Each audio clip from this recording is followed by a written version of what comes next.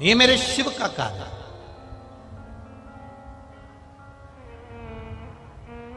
100 साल की उम्र यदि आपको चाहिए तो 100 साल का भजन भी तो होना चाहिए। अब 100 साल का एक सहज सी बात है, आप किसी के मिलने के लिए जाओ और उसको सिर पे रख के पल्लू और पांव पड़ो और वो तुमको आशीर्वाद दे 40 साल जियो। कितने साल? बोलो बोलो जम के जब बोलो 40 साल जियो। तुम्हें अच्छा लगेगा कि बुरा लगेगा? अरे जम के बोलो जरा, बुरा लगेगा ना। तुम्हें आशीर्वाद कौन सा चाहिए? जम के बोलो जरा, 100 साल जियो। तो जैसे ही उसने बोला 100 साल जियो, तुम इतनी खुश हो जाओगी कि मुझे आशीर्वाद मिल गया 100 साल जीने का। और जैसे ही किसी के चरण छुए, प्रणाम करा, पांव पड़ा, किसी को नमन करा और किसी ने कह दिया 30 साल जियो, तो कितना बुरा लगे। मतलब आशीर्वाद तुमको चाहिए पूरा पूरा कि मैं 100 साल जीऊं, तो फिर भजन भी तो चाहिए कि तू 100 साल भगवान का भजन करती रहे और ऐसी की ऐसी रहे, शिव की भक्ति में डूबी रहे। ऐसा स्मरण हमारे भीतर भी तो होना चाहिए। उम्र चाहिए 100 साल की। कोई अगर अगर कहीं का आशीर्वाद में इतना भी कह देना 1 साल कम करके, मात्र 1 साल कम करके, तुमने धोख लगाई, प्रणाम करा, नमन करा और किसी ने आशीर्वाद दे दिया 99 साल जियो, तो भी तुमको बुरा लगेगा। अब 1 साल ही कम करा है ना उसने, तो पर तुम्हें बुरा लगेगा, निश्चित है बुरा लगेगा। कोई 98 साल भी बोल देगा ना तो बुरा लगेगा। तुम्हें कितनी चाहिए कि 100 साल जियो, ये आशीर्वाद होना चाहिए। उसी तरह तुम्हारे भीतर ये भजन होना चाहिए कि मैं महादेव के मंदिर में अगर 100 साल जिंदा हूं तो मेरे महादेव इन पांव को, इस शरीर को ऐसा बनाकर रखना कि 100 साल तक तेरे पर जल चढ़ाती रहूं। इतना मेरा शरीर अच्छा बनाकर।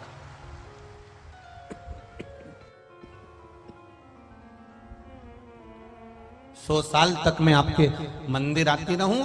100 साल की अगर मेरी उम्र है, 70 साल की अगर मेरी उम्र है, 80 साल की मेरी उम्र है, 90 साल की अगर मेरी उम्र है, 100 साल अगर मेरी उम्र है, तो तेरे मंदिर में आकर मैं तेरा भजन करती रहूं, तेरे मंदिर में आकर मैं जल चढ़ाती रहूं, तेरे मंदिर में आकर मैं तेरा गुणगान करती रहूं, तेरे मंदिर में आकर मैं हमेशा भगवत कीर्तन करती रहूं। ऐसा शरीर बनाकर रखना मेरे महादेव। इस शरीर को कहीं हॉस्पिटल में ले जाकर या पलंग पर इसको पटक मत देना, क्योंकि आज के जमाने में दुनिया के लोग तुम्हारी बीमारी में पैसा खर्च कर देंगे।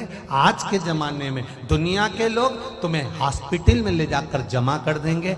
आज के जमाने में दुनिया के लोग तुम्हारे लिए सब कुछ कर देंगे, पर तुम्हारे कष्ट को तुम्हें अकेले को भोगना पड़ेगा। इसलिए पलंग पर मत पटकना, तेरी शरण में पटकना। इतनी कृपा बना।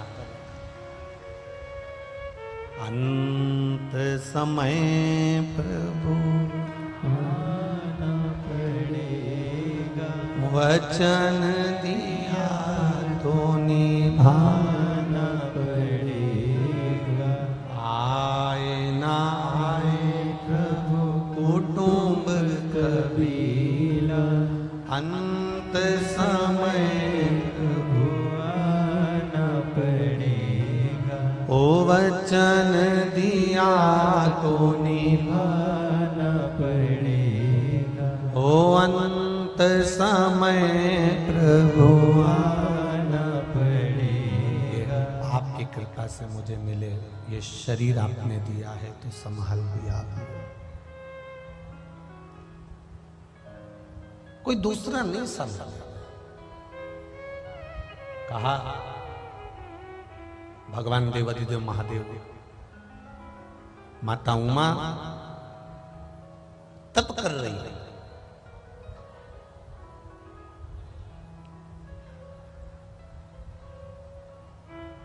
और माता उमा एक अंगूठे पर अपना पांव टिकाकर तप में लीन है, और तप में लीन होने पर देवादिदेव महादेव ने आकर उनको दर्शन दिया। माता उमा को दर्शन दिया।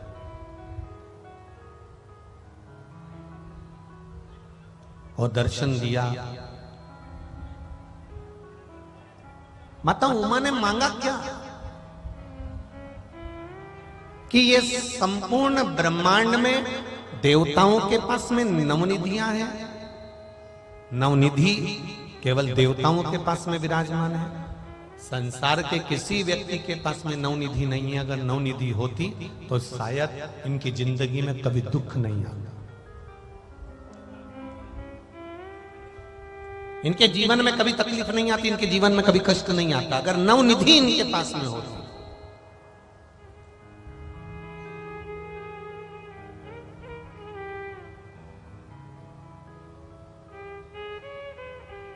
एक शमी का पुष्प होता है, करें दर्शन किसी ने?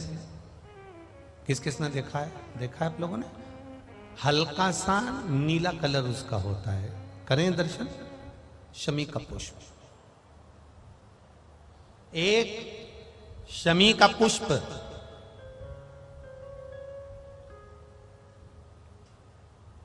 12 महीने की शिवरात्रि आती है, 12 महीने। एक ठेला चलाने वाला, रोड पर बैठकर कपड़े बेचने वाला, ट्रेन में एक साधारण सा व्यक्ति जो भिक्षा भी मांग रहा हो, ऐसा साधारण से साधारण व्यक्ति भी अगर शमी के पुष्प को 12 महीने जो शिवरात्रि आती है, उस शिवरात्रि पर बस शाम के समय पर प्रदोष काल में एक शमी का पुष्प यदि समर्पित करना चालू कर दे तो मेरा महादेव उसका हाथ पकड़कर उसकी उन्नति की ओर उसको अग्रणी कर देता, नीचे आ ही नहीं सकता। पंच पुष्पों का व्याख्यान हमारे यहां शिव महापुराण करती है। कितने पुष्प? जम के बोलो जरा ऐसा, पंच पुष्प। एक एक पुष्प की महत्वता आपके जीवन में होना चाहिए। कभी आपने विचार करा होगा कि भगवान कृष्ण जब रुक्मणी जी को लेकर आ रहे थे तो रुक्मणी जी के भाई की 5 चोटी भगवान कृष्ण ने क्यों कर दी? भागवत सुनिए सबने। तो भगवान कृष्ण ने रुक्मणी जी के भाई की, रुक्म बाहु की ये 5 चोटियां क्यों कर दी? और आखिर 5 चोटी, गला पकड़ रहा है बेटा, उसको देखो जरा। 5 चोटी अगर भगवान ने रुक्म बाहु की, भगवान ने कृष्ण ने रुक्मणी जी के भाइयों की अगर 5 चोटी करी, तो वो 5 चोटी करने के बाद मेरे भगवान फिर रुक्मणी जी को ले जाते शंकर भगवान की आराधना के लिए क्यों रुके?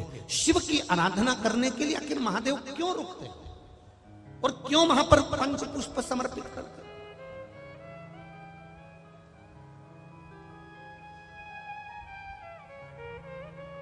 पांच पुष्प ऐसे हैं जो देवाधिदेव महादेव को किस समय, किस घड़ी में और किस पल में समर्पित किए जाते हैं, जिससे मानव के जीवन में देवाधिदेव महादेव का एक बार दर्शन हो जाए और उसकी करुणा प्राप्त हो जाए। पंच पुष्प। अभी तो जो कथा चल रही है वो नवनिधि चल रही है, नवनिधि। प्रार्थना कर रही हैं देवाधिदेव महादेव से, ये नवनिधि संसार के लोगों को क्यों नहीं दे देते?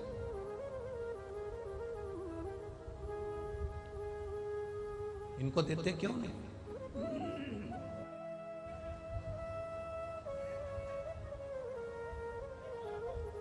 कारण क्या है कि इनको अपने नवनिधि नहीं दी? भगवान शिव ने कल कथा में वर्णन किया था कि विश्वास दृढ़ नहीं हो पाता, इसलिए इनको नवनिधि प्राप्त नहीं हो पाती।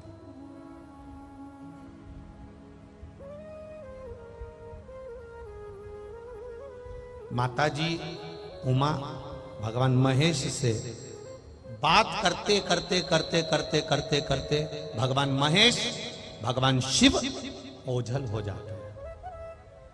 उमा माता उनको ढूंढ रही है, माता पार्वती, माँ उमा, माँ सती, माँ कात्यायनी, माँ कुष्मांडा, माँ स्कंदा, माँ उमा के रूप में उनको ढूंढ रही है। पर माँ उनको ढूंढते ढूंढते देवाधिदेव महादेव को थक जाती हैं, नहीं मिलती। जब महादेव नहीं मिलते तब माता उमा स्थिर होकर अपने नैनों से जल बहाती रहती हैं, अपने नैनों से अश्रु बहा रही होती हैं, और अश्रु बहाते बहाते बहाते बहाते तभी उसी समय पर श्री तुमरुका जी का आगमन होता। उसी समय पर तुमरुका जी का आगमन हो रहा है। जब तुमरुका जी का आगमन हुआ, तुमरुका जी जब निकल के सम्मुख में आए, घोड़े का मुख लगा है, हाथ में वीणा है, एक हाथ में करताल है, और तुमरुका जी जपते जपते आ रहा है पंचाक्षर मंत्र।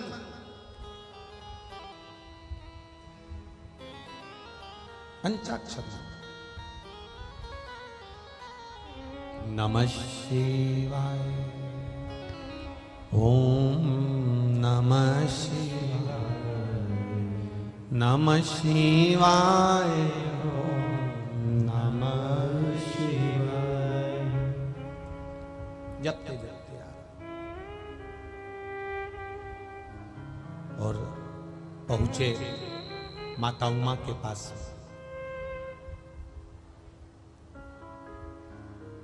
तुमरुका जी ने देखा आज मां, आप आंखों से आंसू बहा रही हो, नैनों से जल बहा रही हो, आप रो रही हो। मां, आपके रोने का कारण क्या है? क्यों रो रही हो आप? आपके रोने का कारण क्या है? जरा ध्यान से सुनना। ग्रेटर नोएडा के जितने भक्त लोग यहां आए हैं कथा सुनने के लिए, चूकना नहीं चाहिए कथा। तुम्हारी पड़ोसन कितनी भी बात करे, आप बहुत दूर से आए हो। ऑटो वाला भी सिटी में कम पैसे ले लेगा, पर इतनी दूर आने के कम से कम 500-600 रुपए लगते होंगे। ये मेरे हिसाब से बता रहा हूं। इतनी दूर से आए हो आप, समय बर्बाद मत करना। किसी के इधर उधर अपने कानों को मत जाने देना, बहुत ध्यान लगाकर सुनना। 7 दिन की शिव पुराण हाथ से नहीं निकलना चाहिए। नवनिधि शिव पुराण की कथा है, तो जितने लोग आस्था पर सुन रहे हैं, जितने फेसबुक पर सुन रहे हैं, यूट्यूब पर सुन रहे हैं, जितने यहां सुन रहे हैं, उनकी भी झोली में नवनिधि आना चाहिए। तो नवनिधि शिव पुराण चूके नहीं। ज्यादा धूप में बैठे हो, इधर गर्मी में बैठे हो, जगह नहीं मिल रही हो, तो गाड़ियों में जाकर बैठ जाओ। जहां जगह मिले उस जगह पर जाकर बैठो, छांव में बैठकर कथा कर तत्व सुनो, पर भटके ना।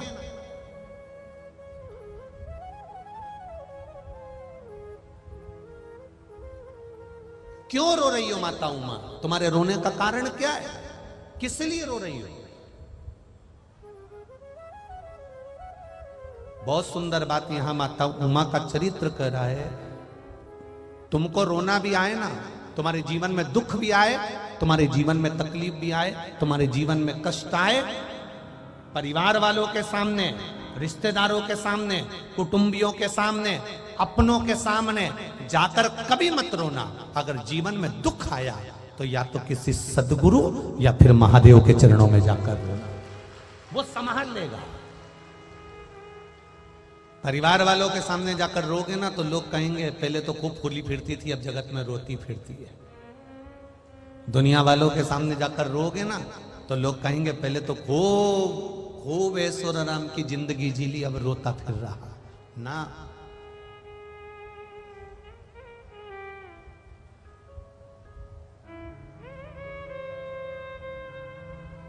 जो जिंदगी भर तुम्हारा पांव खींच खींच के तुमको नीचे लाते हैं, वही एक दिन अर्थी में बांध कर तुम्हें शमशान ले जाते हैं, कोई दूसरा नहीं ले जाने वाला।